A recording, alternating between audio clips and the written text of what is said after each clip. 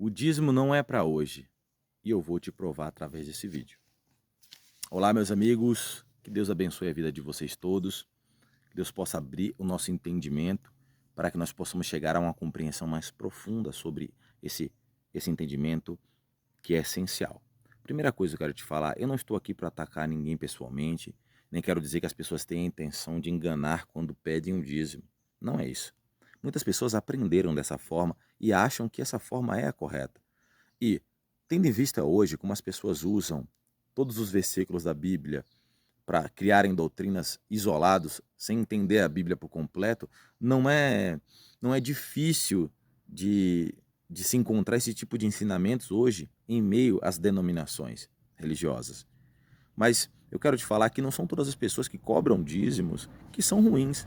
Não, muitas delas aprenderam isso dos seus mestres e elas apenas repassaram, porque são pessoas idôneas, pessoas que levam a sério as coisas de Deus, mas que entendem que realmente o dízimo é para hoje. Mas eu quero te provar e te conduzir a um raciocínio aqui que não, o dízimo não é para hoje como obrigatoriedade. E te digo mais, hoje toda a lei de Moisés, ela não é uma obrigação para nós. Veja bem, eu quero começar te falando aqui, meu amado que me ouve, alguns capítulos que falam sobre dízimo. Você pode conferir aí se você tiver uma Bíblia, senão se eu for ler todos e destrinchar todos os textos, vai ficar muito longo esse vídeo, eu quero que seja mais resumido. Então você que tem sua Bíblia e tem interesse por esse assunto, eu te chamo nesse momento, no nome de Jesus Cristo, a você conferir os textos, né?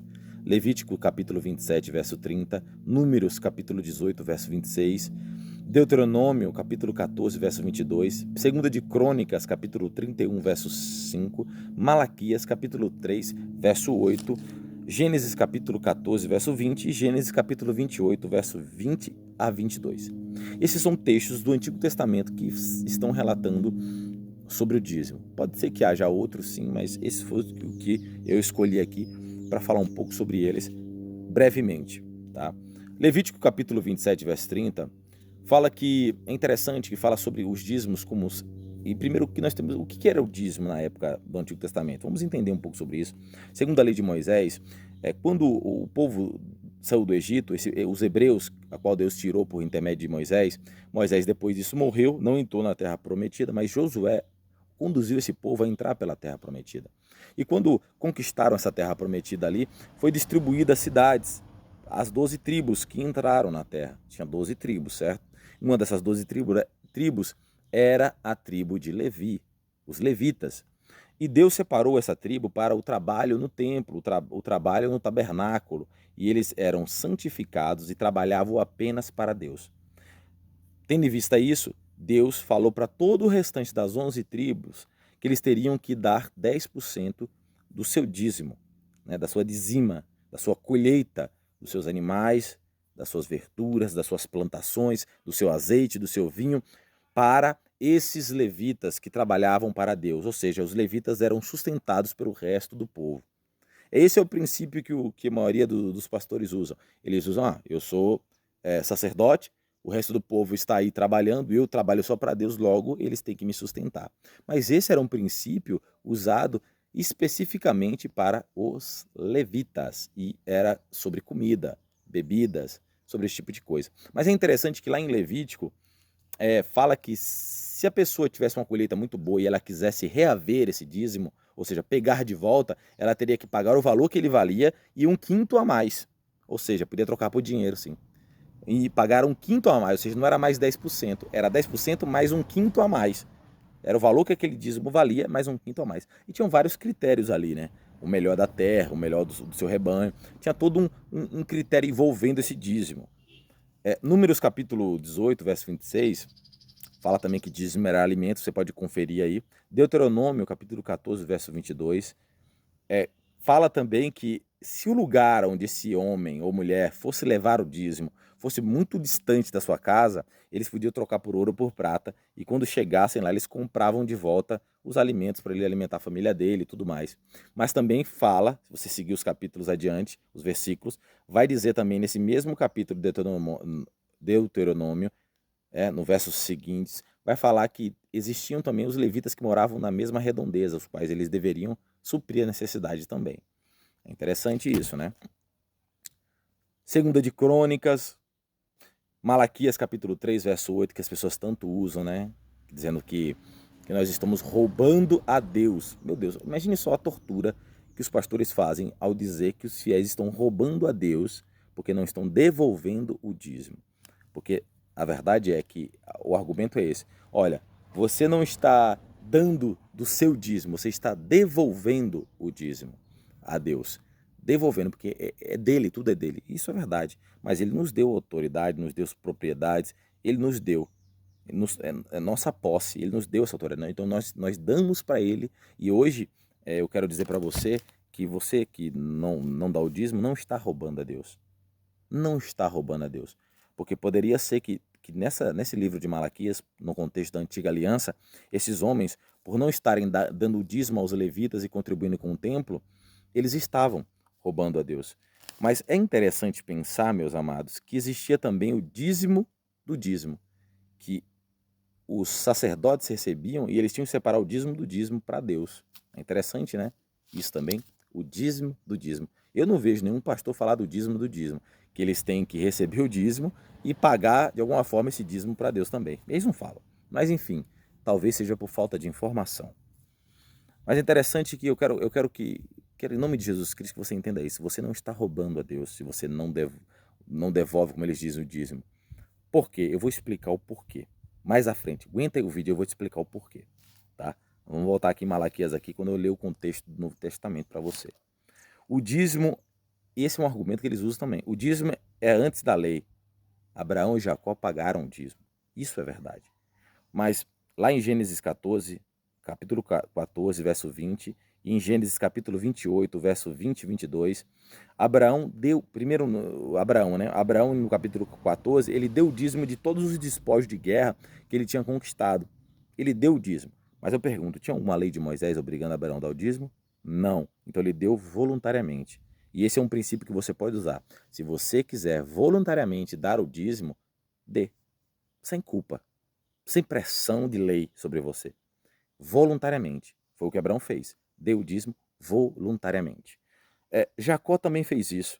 É interessante que ele fez um voto. A Bíblia vai dizer que ele teve um sonho, lutou contra um anjo. No lugar, ele colocou uma pedra e ali ele chamou de casa de Deus. De alguma forma, eu creio que ele estava já numa simbologia, numa analogia, ele estava dando um entendimento ali que na casa de Deus se levariam esse dízimo, que foi o que aconteceu lá na frente, né? Com o povo que entrou na Terra Prometida e tudo mais, existiu o dízimo, a qual a lei de Moisés ordenava aos homens a dar o dízimo. Interessante isso.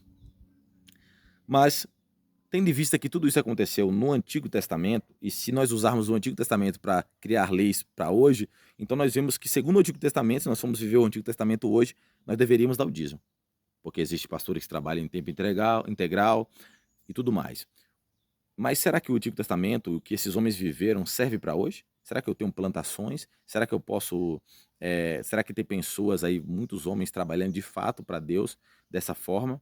Bom, primeiro ponto, eu acredito que a maioria de nós não plantamos nem criamos tanto animais assim, senão teriam só seus fazendeiros que faziam isso, né? Mas que tem gente que trabalha para Deus, isso é nítido. Muitas pessoas trabalham para Deus. E é nesse ponto que entra o Novo Testamento.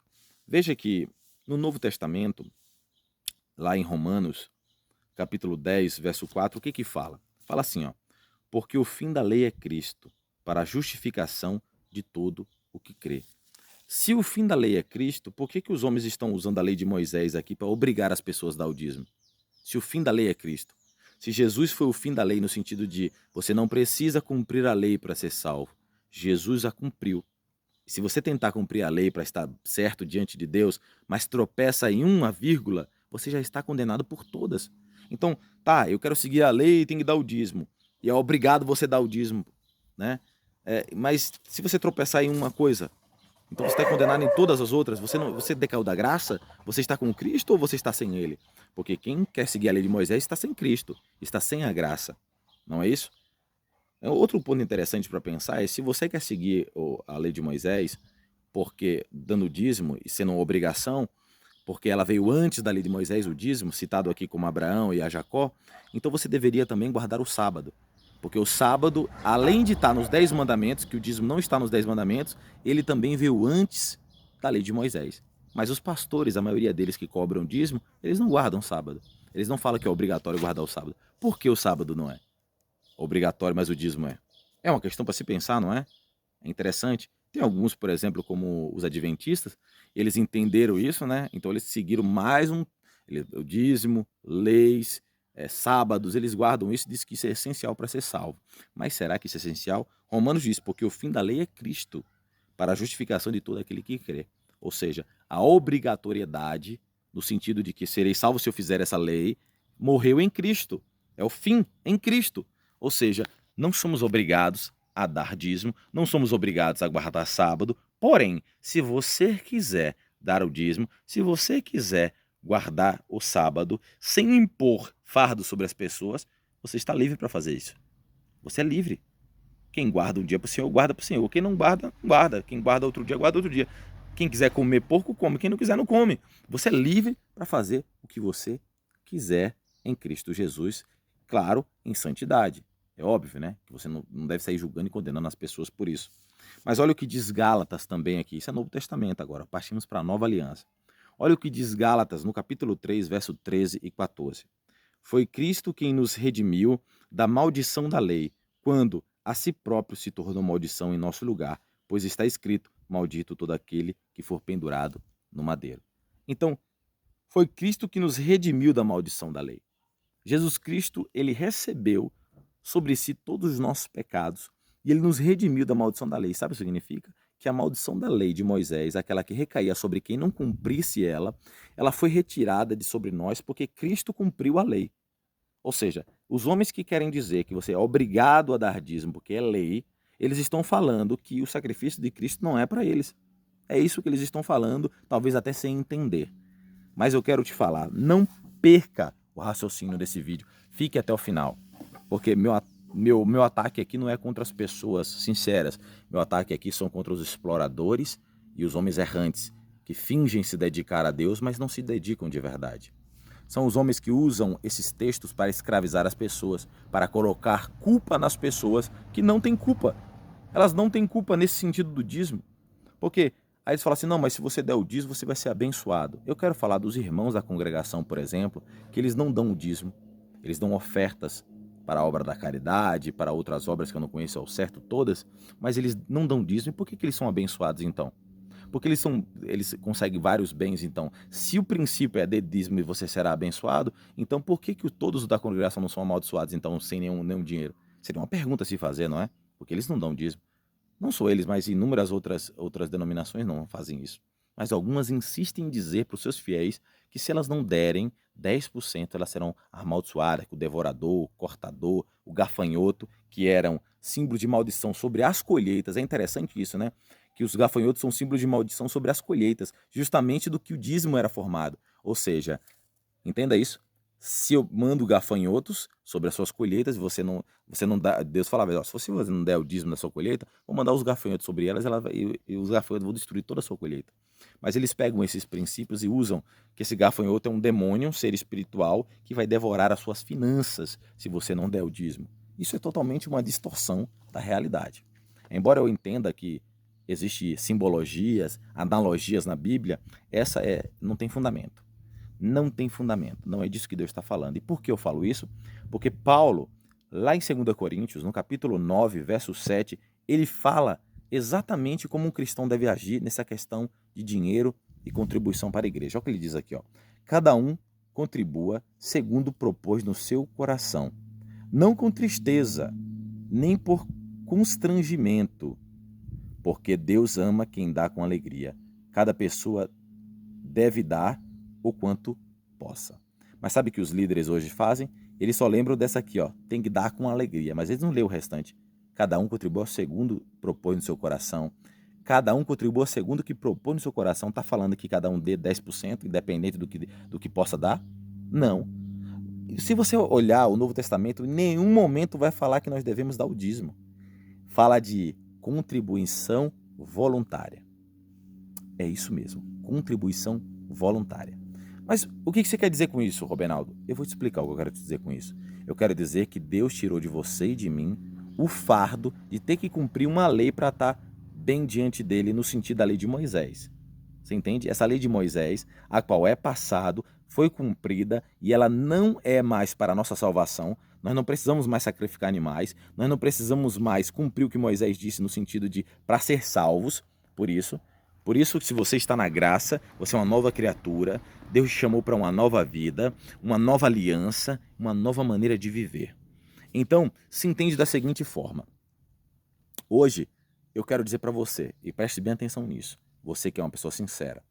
Hoje, não é só 10% que Deus quer de você. Preste bem atenção nisso. Deus quer de você 100%. É isso mesmo. Hoje, Deus habita dentro de mim e dentro de todo aquele que nasceu de novo. Ou seja, toda a nossa vida é de Deus. Antigamente, os homens levavam 10% e o resto da sua colheita eles faziam o que queriam. Hoje não. Hoje toda a nossa colheita, usando a simbologia que eles possam usar assim, né? Que os homens de hoje que falam de dízimo possam usar, toda a nossa colheita é de Deus. Toda a nossa colheita é para a obra de Deus. Tudo que nós temos, todos os nossos bens, nossa casa, nosso carro, nossa vida, nossa família, são todos esses bens, todas essas coisas de Deus. Então não há separação mais entre nós e Deus. Não há mais, eu cumpri isso aqui, agora eu estou livre. Sacrifiquei um animal ali, agora eu posso seguir. Não, o sacrifício já foi feito. Aleluias. A sua vida agora é de Cristo. A sua vida inteira, 100% dela. Por isso, o que você propõe no seu coração de uma oferta, e aqui eu quero refrisar isso, é muito importante. É nítido que há homens e mulheres de Deus que eles trabalham na obra de Deus, que eles vivem ali dessa obra de Deus. Por isso, meu irmão, minha irmã que me ouve, eu não estou falando para você não ofertar na casa de Deus. Ou melhor dizendo, vou chamar de casa de Deus, não. Estou falando que você não deve ofertar na igreja de Deus. Você deve ofertar na igreja de Deus. Você deve procurar pessoas que vivem da obra de Deus, que estão dedicadas à obra de Deus, que você vê que ela é fiel, que você vê que ela está orando, jejuando, que ela está se dedicando em buscar um verdadeiro ensino para os membros. E sim, você deve contribuir. Se ela se dedica 100% do seu tempo, ela sim é digna do seu salário. Ela sim é digna de receber uma coisa, porque ela muitas das vezes deixa de trabalhar para estudar, para buscar um entendimento, para compartilhar com os membros. Então ela precisa da ajuda dos membros. Você deve contribuir com os seus líderes, com os seus pastores que são dedicados de verdade. Mas cuidado com os aproveitadores que querem oprimir vocês. Cuidado, cuidado. É segundo você propõe no seu coração, ao que você sente do espírito. Não deixe ninguém te chantagear, dizendo que se você não der, você é ladrão, você vai para o inferno por isso. Isso é do diabo, não vem de Deus. Porque a lei já foi cumprida. Se fosse no Antigo Testamento, isso era válido. Mas não é mais. É uma nova aliança. Hoje a oferta é voluntária. Eu desafio a você a achar o dízimo no Novo Testamento. Eu desafio a você, comente aí embaixo aí, onde está a palavra dízimo no Novo Testamento, onde está falando que você é obrigado a dar 10% no Novo Testamento. Mostre para mim. Porque se nós estamos em uma nova aliança, é um novo testamento, é uma nova vida, aquilo que é do passado ficou para trás. Ficou para trás. Em nome de Jesus Cristo. Receba essa mensagem no nome de Jesus Cristo. Que Deus te abençoe. Qualquer dúvida pode mandar mensagem ou comentar aqui embaixo mesmo. Que Deus te abençoe.